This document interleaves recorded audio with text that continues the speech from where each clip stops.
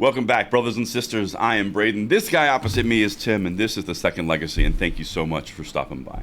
Today, we're going to do something a little unusual. We're going to dive into actual poll responses around presidential candidates that Tim did on his Twitter feed. Now, this is so interesting because the results are not exactly what you'd think, and we're going to break it down right now.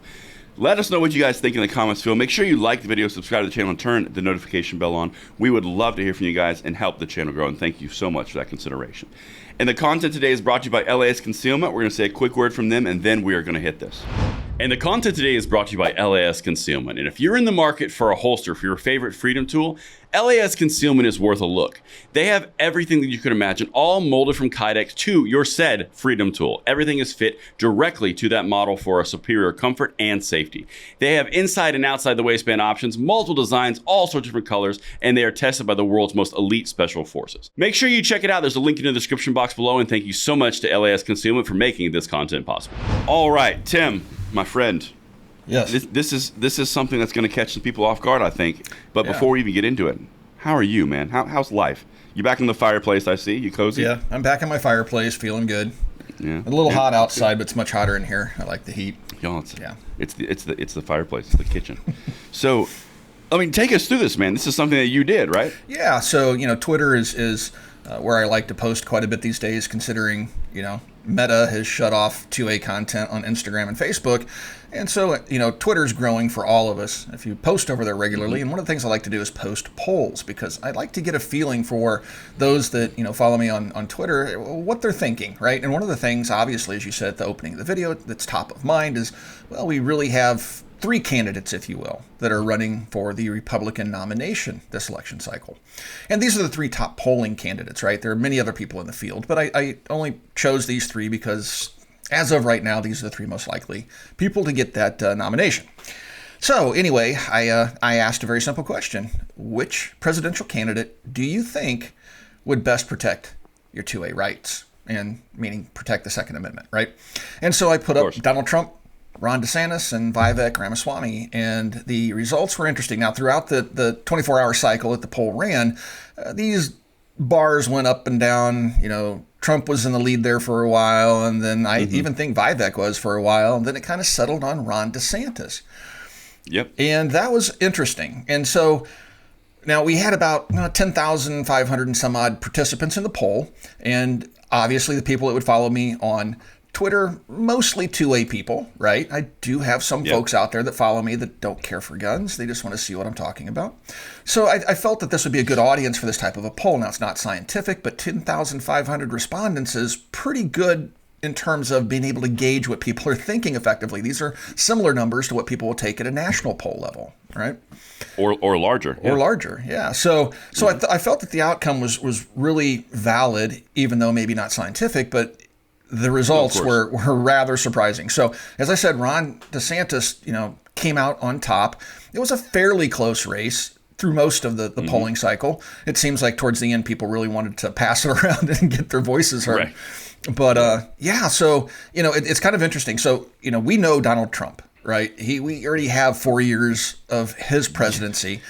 Yeah, there's no mystery. Yeah, there's no mystery where he stands. And then we have Ron DeSantis and Vivek. And so between Ron and Vivek, they don't have a tremendously long track record. Vivek certainly doesn't. We just have to go based upon what he said publicly, not necessarily any policies he supported and voted for because he's not been in that position before. And then Ron, we have a little bit of visibility into his past. I mean, he brought constitutional carry to Florida, and he signed that into law. So it would appear he would be definitely on the 2A side.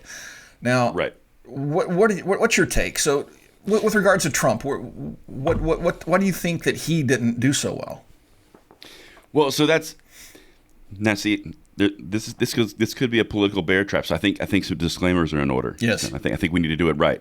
So we aren't saying in this conversation that we're endorsing one candidate or the other. We won't. So endorse what we're anybody. about to do is we're not going to do that. What we're about to do is break down objectively what has happened, what could happen, what they say is going to happen, and then kind of just paint a picture and let you guys decide. And that's why the comments field exists. So let us know what you guys think down there. So going back to the original point, the Donald Trump thing, because I think he is such an interesting, that's the only way I can really say it. He's such an interesting political animal, right? on this poll, one thing that I think is very fascinating is Vivek, Donald, and Ron. They're all in the 30s.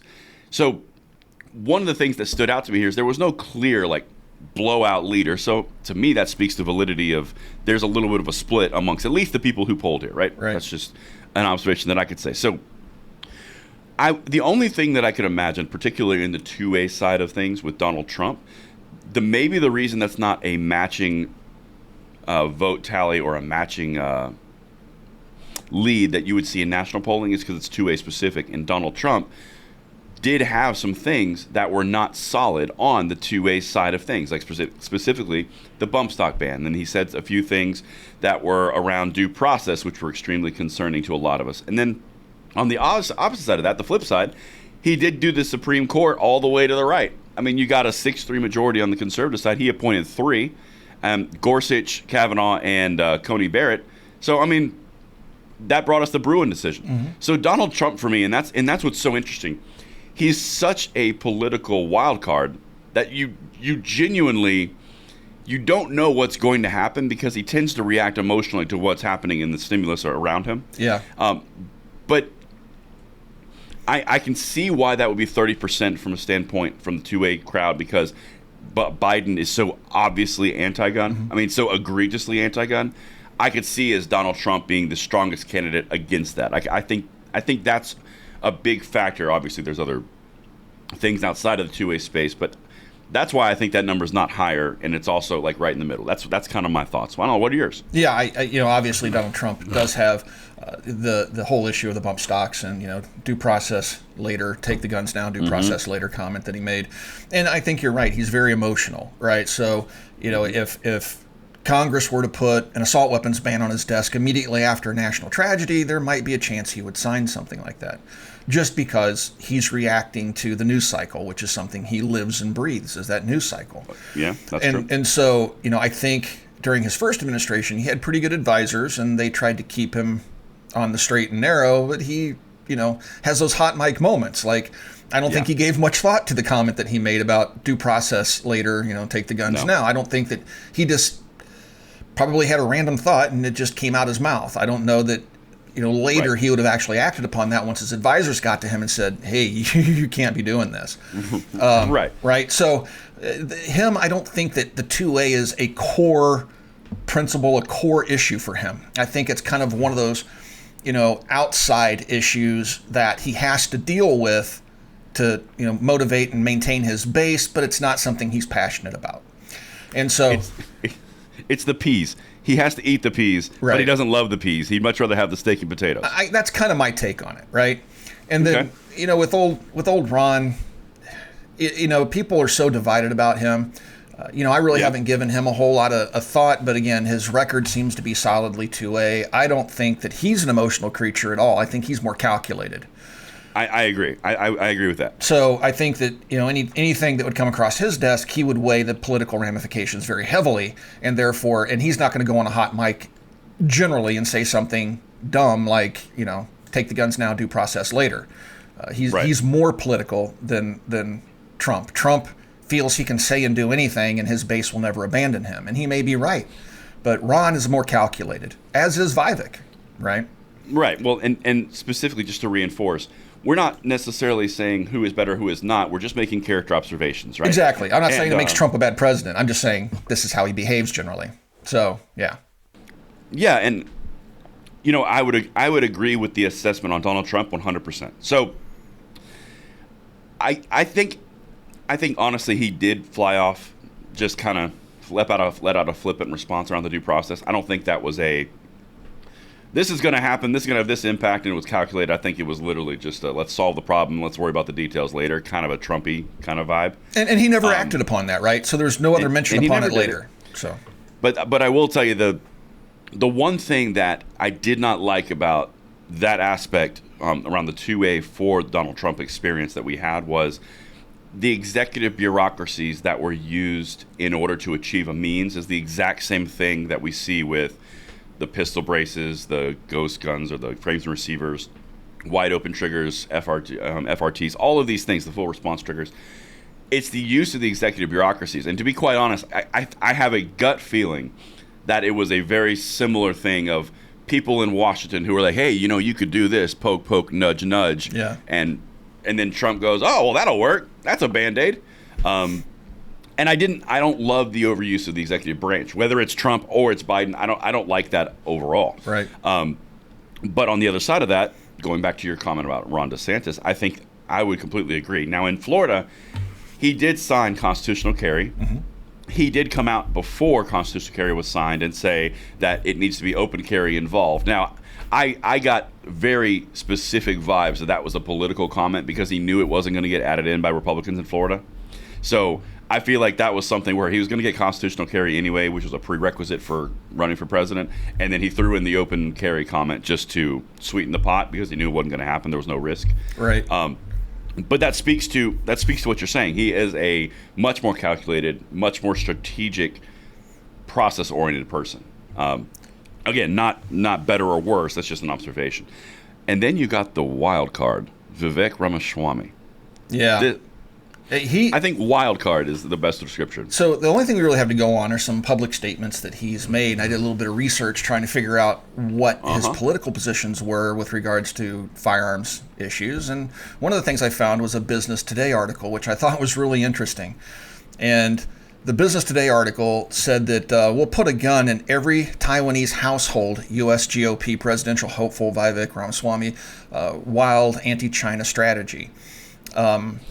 So seemed to work for us. Yeah, right? I mean, if you go back to World War II, the whole reason the Japanese didn't want to invade the U.S. mainland was literally because of the high percentage of gun ownership. Mm-hmm. They knew they would meet resistance literally from every blade of grass, and I'm paraphrasing, right? Mm-hmm. So, to some that might seem like a radical idea, but you live in the United States, and that radical idea has been a foundation of our republic since the founding. That was the point. Right. We have a standing military, but the entire populace is the military. And it's it's like Switzerland. They do the same thing. They don't have a standing army as large as ours, and they rely more heavily on the fact that their populace is armed.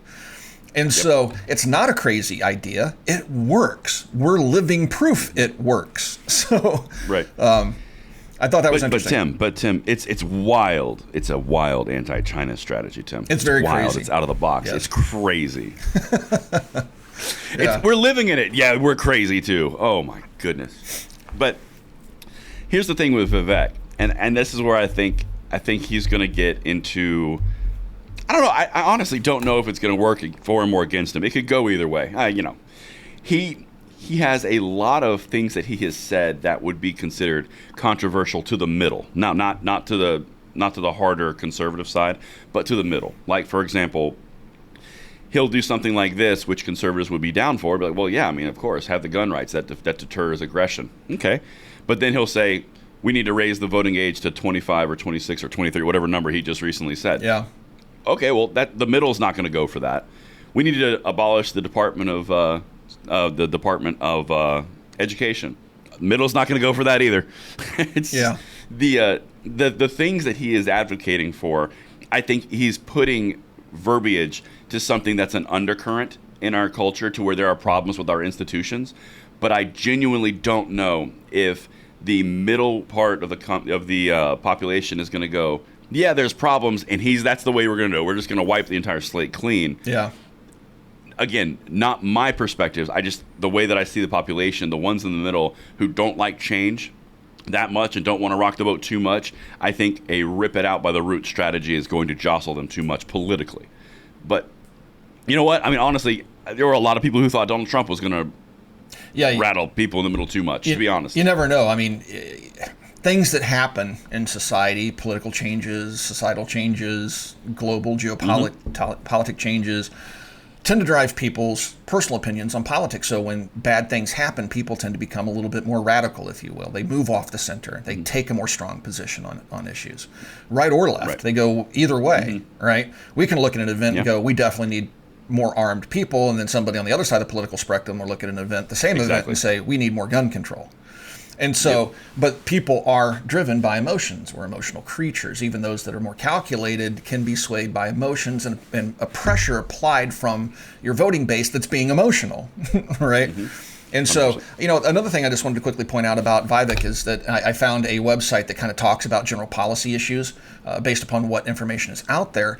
And on this website, I pulled it up, and one of the questions was, should there be more restrictions on the current process of purchasing a gun? And Vivek said, no, it's fine. And so, again, that would seem to indicate that he is pro-gun. Now, a true pro-gun person would say, well, we need to undo what's been done, but perhaps we got a few too many. Right. And so perhaps he was relegated to a yes or no answer there, because it's certainly the question set up that way. So who knows why? So a true 2A advocate would say, not only do we not need any new restrictions, we need to undo the ones we have. And he didn't say that. But that doesn't mean that he's anti-gun. So, does he really hold the 2A close to his heart? It's hard to say. We just don't know. And so it seems that the safe bet would be, out of the three, the safe bet would be Ron DeSantis, and the numbers bore that out to a degree, right? Like you said, I think we're 30-some% with, for each candidate, with Ron coming in the high 30s. So. Right. And again, that's not saying who will be better, who will not be. This is literally just objectively noting what has happened and what would happen, and based off that record, I think that is, from a 2A perspective, I think that is a fair assessment. I mean, you've got Trump, who has the Supreme Court, just kind of high level. Trump has the Supreme Court appointments, which brought us the Bruen decision, which is wrecking gun control. But he also had the executive use for the bump stocks, and he has the comments around red flag laws. Okay, those are pretty much the three things. Right. You guys make your own decisions on that. Those are the three factors. Then Ron DeSantis, who has done the constitutional carry stuff, doesn't have the same instance where he had the choice to infringe or not infringe, because legitimately the situation just wasn't presented. So whether that's a pro or a con, we don't know what would happen because he wasn't there. So based off of what has occurred with the whole cough thing that we went with for the last 3 years, the way that the Second Amendment factored into that, keeping gun shops open, there was a lot of things around the Second Amendment that he actually actively did do. And then Vivek is such an interesting, it's hard to digest what exactly he is. Now, like I think you said it very well, he says pro 2A things, but he has no record either way. It's literally do you believe what he says and like what he says more than what they've done? And that's really the way that it shakes. Now, here's where I think Vivek shines, and this is going outside of the 2A space a little bit, kind of universal. Vivek has the ability to tie together points in a conclusive argument that destroys the woke agenda that's attacking him. He's done it multiple times. So if you're looking for someone who has the ability to not only encounter and address what the people are saying from the left, but then also dismantle it with facts, he's very intelligent, he's very articulate. Yeah. He's very good at that. He is. You apply that in a 2A space, I'm here for that. Yeah, he's very, very good in a hostile environment, a hostile interview environment.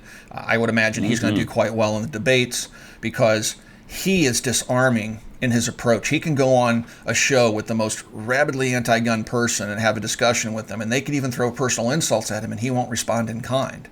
He'll kill him with kindness. And he really comes out, even if what he says isn't all that powerful, his behavior is incredibly powerful because of how he addresses his critics and those that have opposite views on policy issues. And so that I find to be really interesting. So he's a young guy. He's going to appeal to the younger voters. He is extremely intelligent. He certainly talks the talk. We don't have much evidence of walking the walk, but we have no reason at this point to think he wouldn't. And so he's a really, really interesting candidate. He kind of started off in the bottom. You're dealing with somebody with kind of a unique name that might be off-putting to some folks. There's any number of reasons why he would have a hard time getting to the top. But he's moved up rather quickly during this election cycle, and he's generating a lot of discussion. And again, I think it's because of where he stands politically, some of the crazier things he said, but more importantly, going back to what I just said, he is just absolutely gold in terms of being in a hostile environment where he's having to defend his political ideals. Right. And to his credit, Ron DeSantis has done very well too. Ron has been going out, purposely going on leftist programs where they're, he knows they're going to tear him apart, and he does a darn good job too. So now Trump is the other. I mean, people would say that he does great in those interviews, but he's more combative. So if they come at him, he goes 100%. Back at them, right? So he 100%. Doesn't pull his punches. He doesn't play politics. And so that can turn off a certain segment of the voting population. They don't like seeing that combativeness. They want that middle of the road. They want their presidents to look presidential. Right. Right. And I don't know how much stock I put in the whole looking presidential thing. I care about results, right? That's all I care about. No, of course. Well, but that's what's so fascinating. And this is kind of, I guess, if you're going to boil this down, in the people who would take that poll, who are typically more 2A, the focal point here would be the 2A for that result, right? And I think when you're looking in only the lens of the 2A, when you see that level of split, I think you see people making the same determinations that we're talking about right there. I mean, if you're doing almost 30, 30, 30, I mean, the results aren't shown until after someone picks. So it's not like someone's just looking at it and going, oh, well, let's even it out. Let's give one to Vivek, right. Like the underdog. Yeah, you don't know the results until you vote. Right. You don't know. And so for people to come at 39, 31, and 30, to me, that shows there's a little bit of division amongst the 2A for all the myriad of reasons that we just broke down. I mean, I think this is a valuable conversation to have. And let us know in the comments field, by the way, if you guys enjoy this stuff, because coming into the election, we're going to do a lot more of this stuff. I just want to throw one more quick thing in there that I think that would kind of benefit this conversation. So just to kind of put some color around the folks that follow me and where they stand, I ran another poll.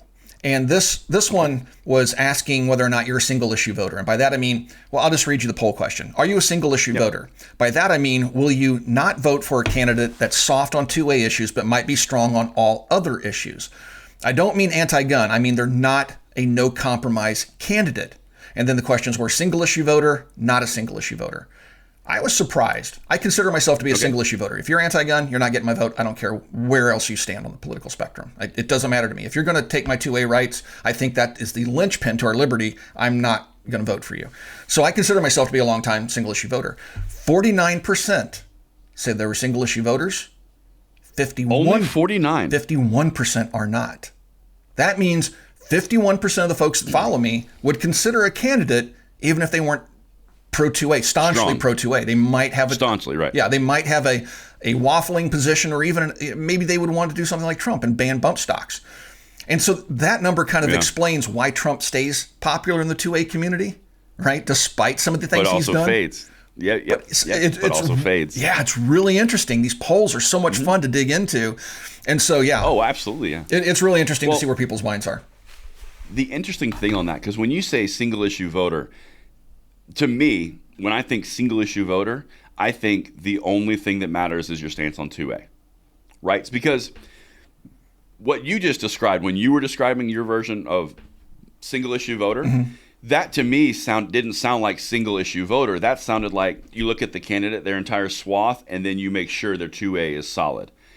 Because single issue voter, at least in my definition, like what I've heard as a definition is, they don't even look at anything else. They only look at this one piece. So you're kind of splitting hairs here. So they can be really, really strong everywhere, but if they're not strongly pro 2A, then you don't consider them. That's a single issue that just killed your vote for that candidate. I agree. That's an issue killer. I'm just saying, I think the distinction that I'm really saying is, you're seeing everything else, but this is the defining characteristic. You know what I'm saying? Like, I think when people think single issue voter, you don't even look at the other ones.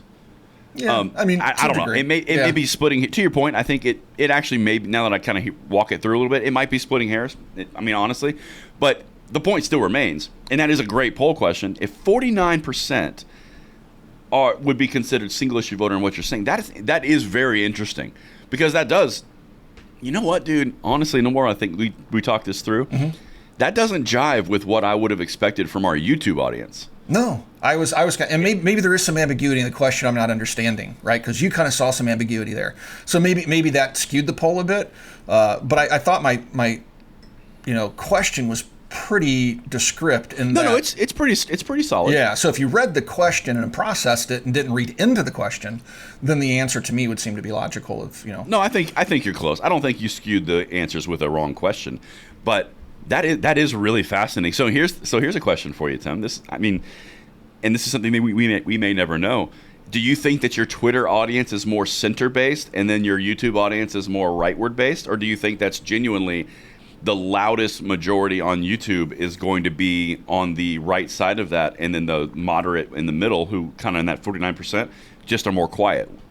That's an interesting I perspective. I had assumed the majority. I would expect to see these numbers at a minimum flipped. I would expect a majority minimum of the audience, given the comments I see, right? Because and keep in mind, not everybody comments in a video. So typically, the only comments you're going to see are going to be more charged comments, right? Right, the responding ones. Right. So the comments that people post would lead you to believe that everybody is staunchly two-way, single-issue voters. If you're anti-gun, right. you even hint to being anti-gun, you're not being considered at all. That was my assumption, and I was wrong. And so, I think this pulls back that cover a little bit. You can actually see what's actually going on in people's minds versus, this is what I tell people all the time, the comments and stuff you see on the internet doesn't necessarily reflect what people are actually thinking in terms of the number of people. So you have a tendency, the most radical people are going to make the most radical comments and they want to be heard. And the more middle of the road people are just going to sit back and lurk. They're not really going to post one way or the other because they're just there for information. And so you have a tendency to think people are more, staunchly 2A than they're really not. People are not necessarily the single issue voters I thought they might be. It's just like, this is so fascinating to me. It's just like on the Democrat side of the aisle. Like, flip this around to the other side. Every single Democrat of everyday Democrats, not politicians, everyday Democrat, they aren't staunchly anti-gun across the board.